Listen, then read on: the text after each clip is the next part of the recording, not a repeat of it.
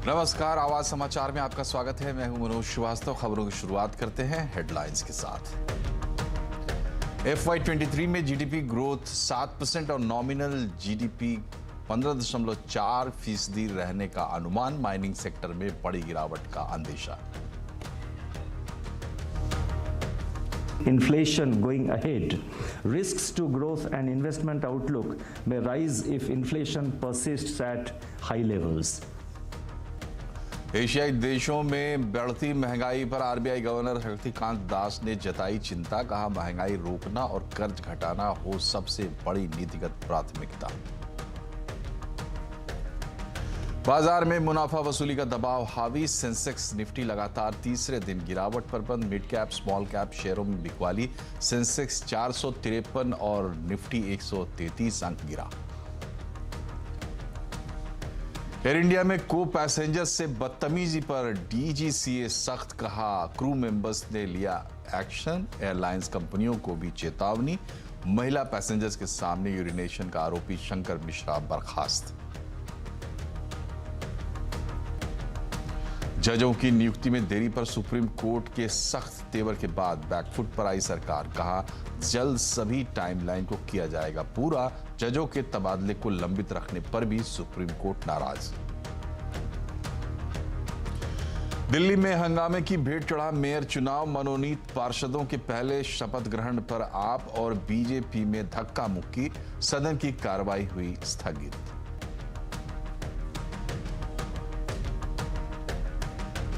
सबसे पहले कंज्यूमर से जुड़ी एक खबर। एयर इंडिया में को पैसेंजर्स के साथ बदतमीजी की घटनाओं पर डीजीसीए ने कड़ी कार्रवाई करने को कहा है। डीजीसीए ने कहा है कि क्रू मेंबर्स या तो ऐसे पैसेंजर्स पर सख्त कार्रवाई करें या फिर खुद एक्शन का सामना करने के लिए तैयार रहें। इधर फ्लाइट में महिला के सामने बदतमीजी करने वाले पैसेंजर शंकर मिश्रा को उनकी कंपनी ने पद से बर्खास्त कर दिया है। डिटेल लेते हैं रोहन सिंह से। बताएं रोहन, डीजीसीए की क्या खबर है?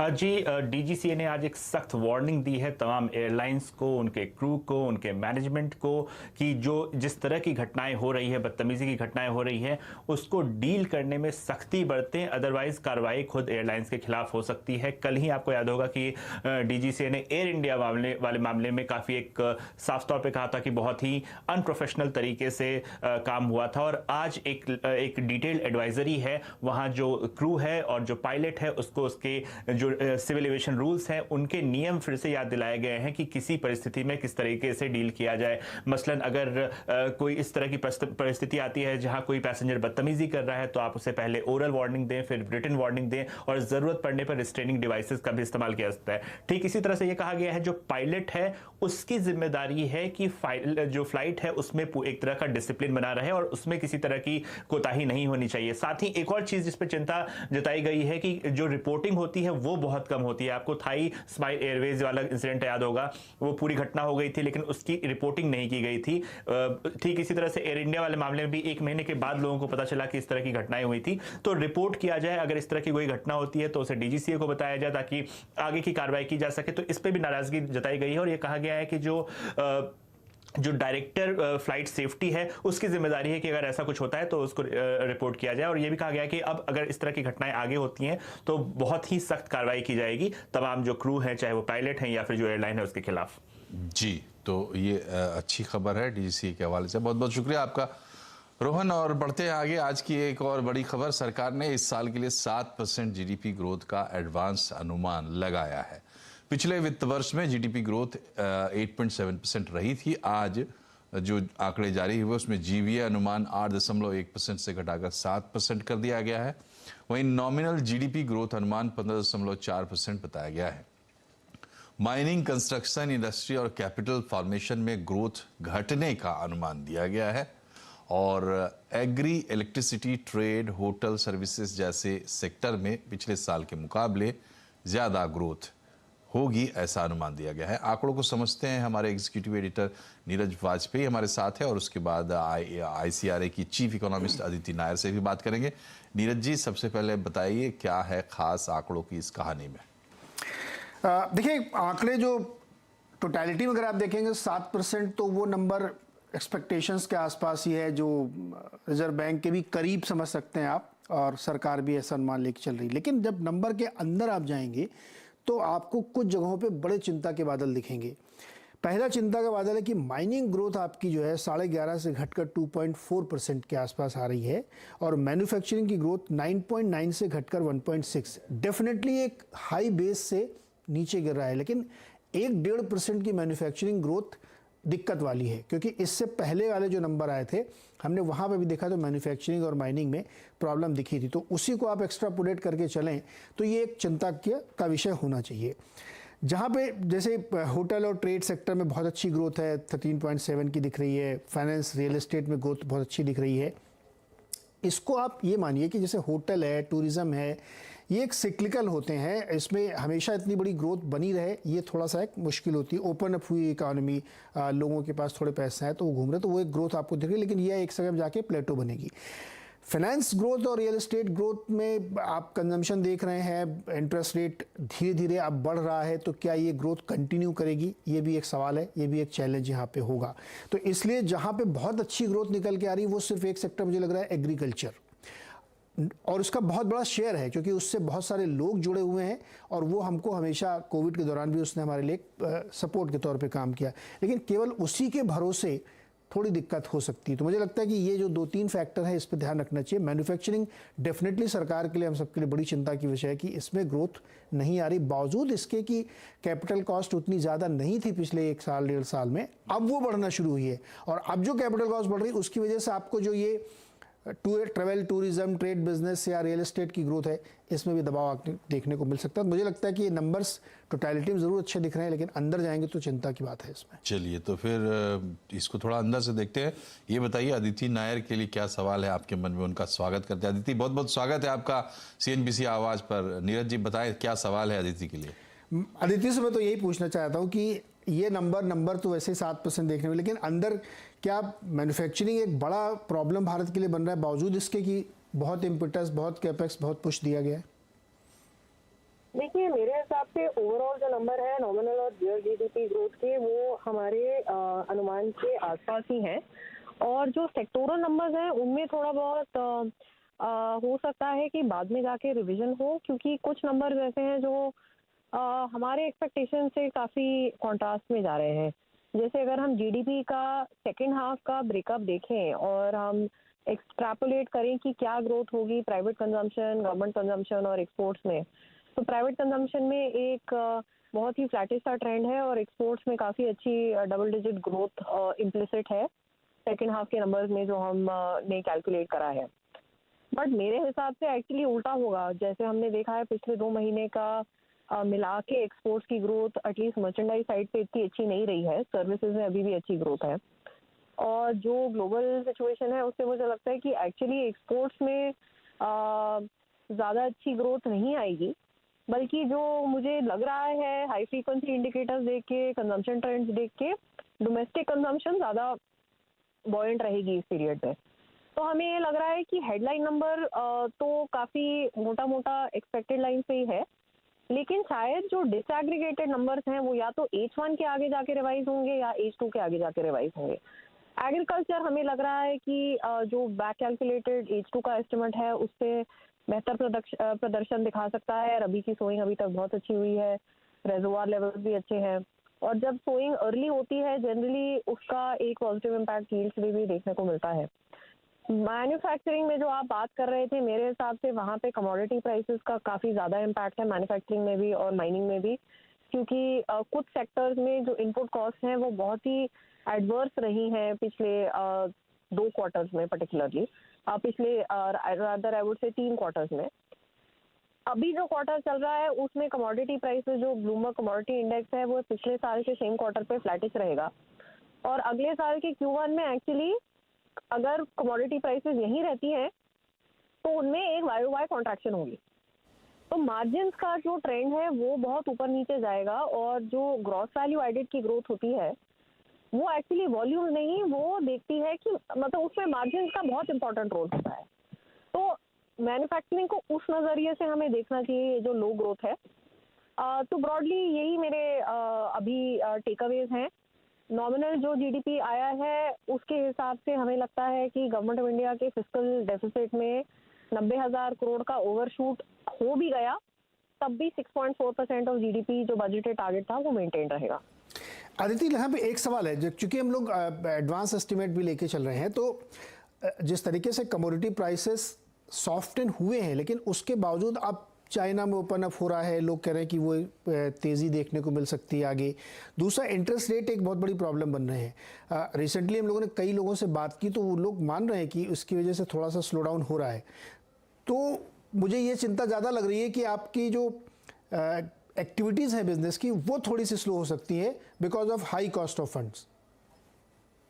देखिए, हर सेक्टर की अलग क्षमता है हाई कॉस्ट ऑफ फंड को अब्जॉर्ब करने के लिए। अभी जैसे आप देखिए, रिसेंटली एविएशन में हमने देखा कि प्री कोविड लेवल्स कुछ एयरपोर्ट्स पे ऑलरेडी अचीव हो गए हैं। ये उसके बावजूद कि अभी एटीएफ प्राइसेस काफ़ी ऊंची हैं और जो ओवरऑल टिकट प्राइसेस है वो भी काफ़ी ऊंची हैं।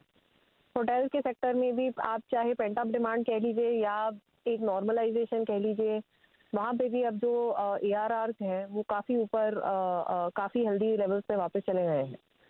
तो हर सेक्टर की अलग अलग क्षमता है। अगर आप उन सेक्टर्स को देखेंगे जहाँ पे ऑलरेडी नेचुरल गैस या किसी और कमोडिटी की प्राइसेस के उछलने की वजह से प्रेशर है, तो वहाँ डेफिनेटली बिजनेस एक्टिविटी पे इम्पैक्ट होगा। बट दिसंबर के PMIs भी बहुत अच्छे थे, सर्विसेज का भी, मैन्युफैक्चरिंग का भी। तो ओवरऑल जो what I am trying to say कि हर सेक्टर में अलग ट्रेंड आएगा, तो it will remain a mixed recovery. लेकिन अदिति, इसमें एक और चैलेंज है जो आप मुझे समझाएं। बहुत ही कंसंट्रेटेड ग्रोथ है। अगर आप एविएशन के लिए या कुछ और सेक्टर के लिए बहुत कंसंट्रेटेड, लिमिटेड और किसी पॉकेट की ग्रोथ है। ब्रॉडर अगर आप देखिए तो रूरल इंडिया में एम्प्लॉयमेंट का चैलेंज है, डिमांड के लोग होल्ड बैक करके बैठे हुए, स्पेंडिंग नहीं कर रहे हैं, बहुत सारी रिपोर्ट सेस कर रही हैं। तो अगर ये एक फ्लैशी नंबर हमको दिख भी रहे हैं किसी पॉकेट में, तो बहुत ही कंसंट्रेटेड और छोटे से पॉकेट के लिए है। तो देखिए, H2 का नंबर तो 4.5% का ही है ना, अगर बैक कैलकुलेट हम करें तो H2 का नंबर 7% तो नहीं है ना। H1 में बेस इफेक्ट था, इसलिए आपकी पहले क्वार्टर में इतनी ऊंची ग्रोथ आई थी, डबल डिजिट।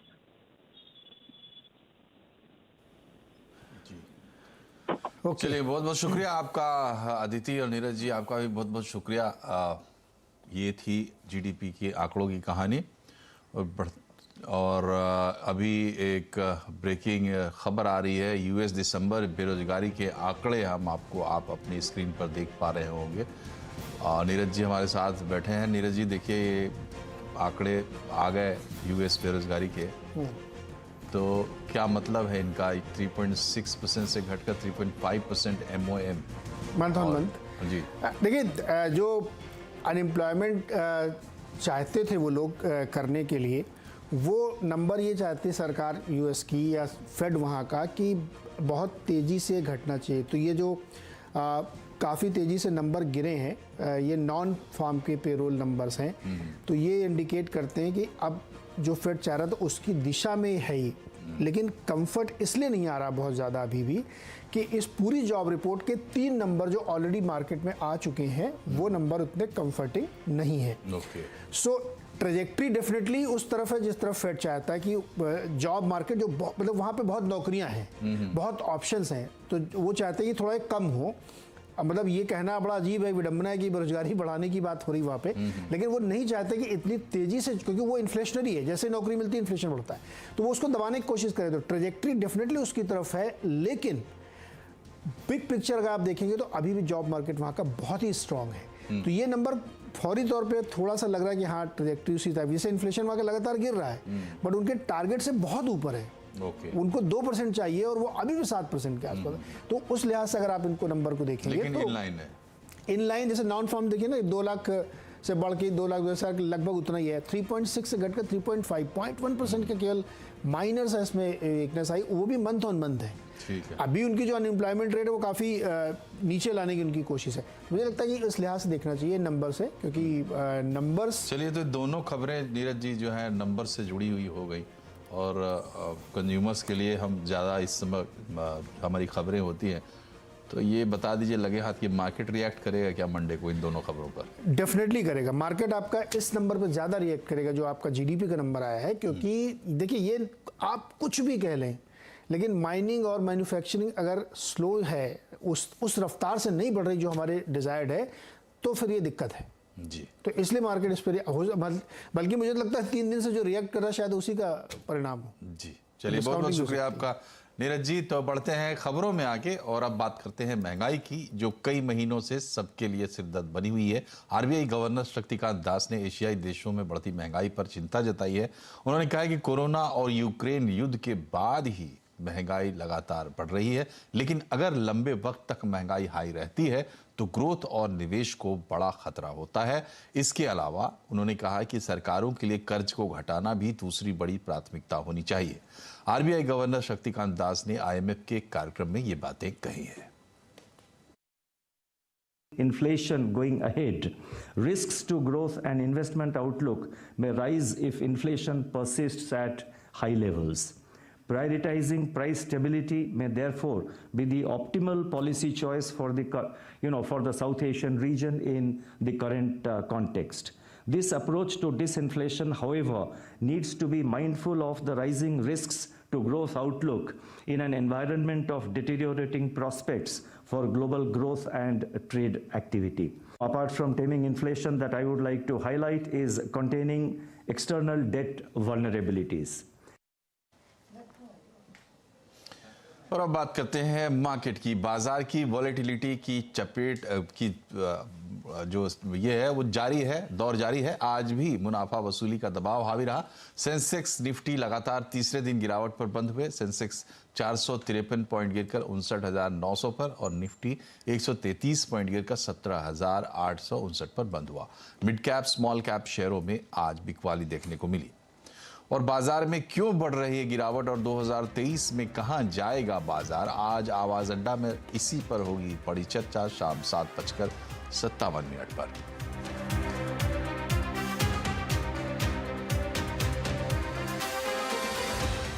इकोनॉमी और बाजार की खबरों के बाद बढ़ते हैं राजनीतिक खबरों की तरफ, जहां दिल्ली के मेयर चुनाव में आज बड़ा दंगल हुआ और मेयर चुनाव हंगामे की भेंट चढ़ गया। असल में मनोनीत पार्षदों को पहले शपथ ग्रहण कराने को लेकर पूरा बवाल मचा और जल्द ही सदन में धक्का मुक्की होने लगी। आम आदमी पार्टी और बीजेपी पार्षद सदन में भिड़ गए। दोनों पार्टी के पार्षदों ने एक दूसरे के खिलाफ नारेबाजी भी की। पार्षदों के बीच मारपीट भी हुई। सदन में पर्चे फाड़े गए, कुर्सी फेंकी गई। इसके बाद पीठासीन अधिकारी ने सदन की कार्यवाही स्थगित कर दी। सदन की कार्यवाही की अगली तारीख उपराज्यपाल की तरफ से घोषित की जाएगी। आइए आपको दिखाते हैं पूरे मामले में एक दूसरे पर कैसे आप और बीजेपी के नेता वार पलटवार कर रहे हैं।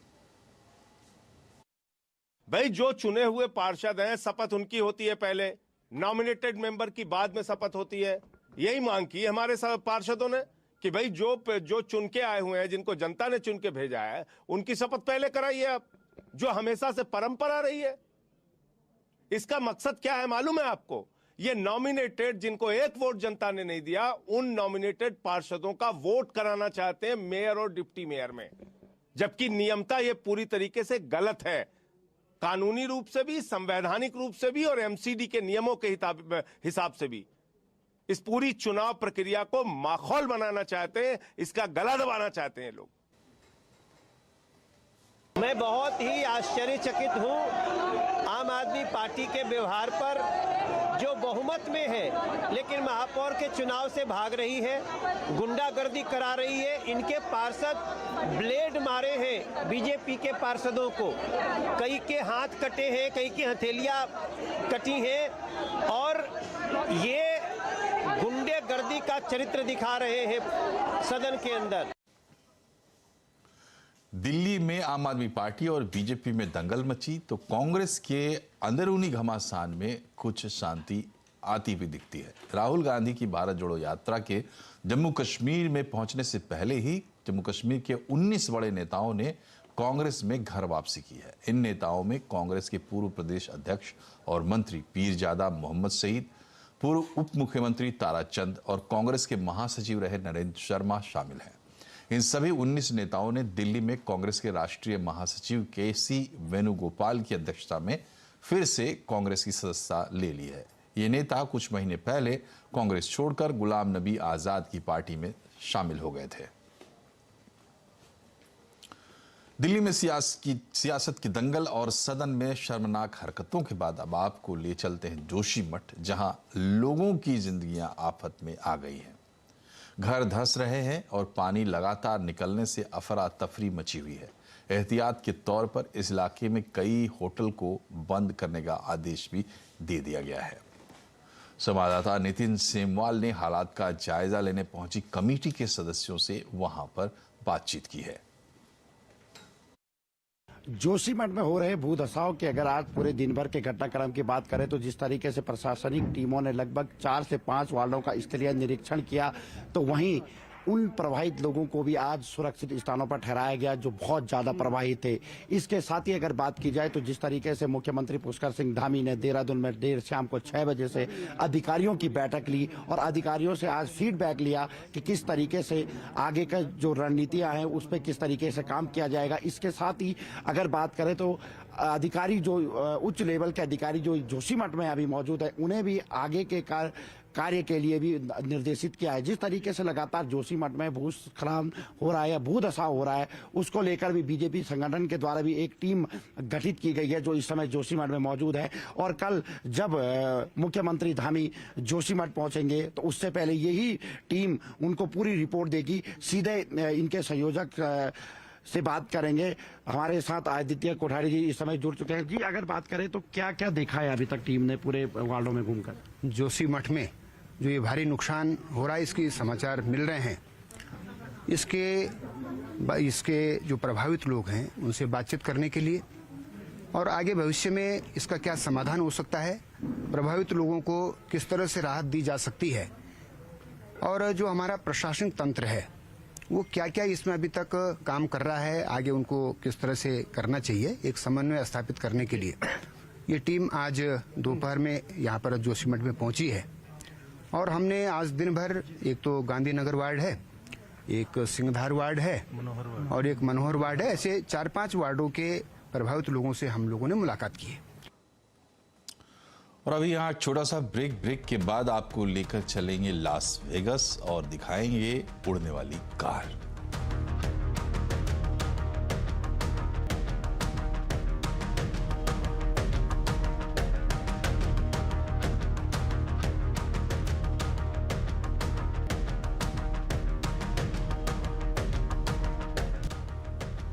ब्रेक के बाद एक बार फिर से आपका स्वागत है आवाज समाचार में। टेक्नोलॉजी की दुनिया का सबसे बड़ा शो CES 2023 अमेरिका के लास वेगस में शुरू हो चुका है। 4 दिन के इस इवेंट में 174 देशों की 3200 से ज्यादा कंपनियां आई हैं और आधुनिक इलेक्ट्रॉनिक उपकरणों का प्रदर्शन कर रही हैं। इनमें से एक बढ़कर डिवाइसेस, गैजेट्स और टेक्नोलॉजी इनोवेशंस पेश किए जा रहे हैं। हमारी संवाददाता शिबानी घरत भी पहुंच चुकी है लास वेगस, तो चलिए दिखाते हैं आपको शिबानी की ये रिपोर्ट। अभी फ्लाइंग कार की चर्चा CES में पिछले कई सालों से होती आ रही है, but this thing has just gotten real. Hopefully मेरे पीछे जो आस्का नाम की फ्लाइंग कार है उसे इनफैक्ट इस कंपनी को FAA अप्रूवल मिलेगा और ये जल्द ही इस अप्रूवल के लिए अप्लाई करने वाले हैं। लेकिन उससे पहले बता दूं कि इसी क्वार्टर में इस फ्लाइंग कार की पहली फ्लाइट होने वाली है। अभी इसकी जो रेंज है that is 250 miles on single charge और लगभग 1 घंटे का वक्त लगता है इस कार को चार्ज करने के लिए। इसी के साथ साथ इसमें हाइब्रिड इंजन मौजूद है, मतलब if you run out of the electric charge then बिल्कुल it can fall back on the petrol as a fuel in this particular car. 4 seater vehicle है ये और इसके जो विंग्स है वो ऑफ कोर्स फ्लाइट के लिए नेसेसरी है, लेकिन इन्हें फोल्ड होने के बाद आप इसे आसानी से किसी भी सड़क पर चला सकते हैं। इसी के साथ बुलेटिन में फिलहाल इतना ही। खबरों पर अपडेट रहिए, जुड़े रहिए CNBC आवाज से ट्विटर, फेसबुक और यूट्यूब के जरिए। नमस्कार।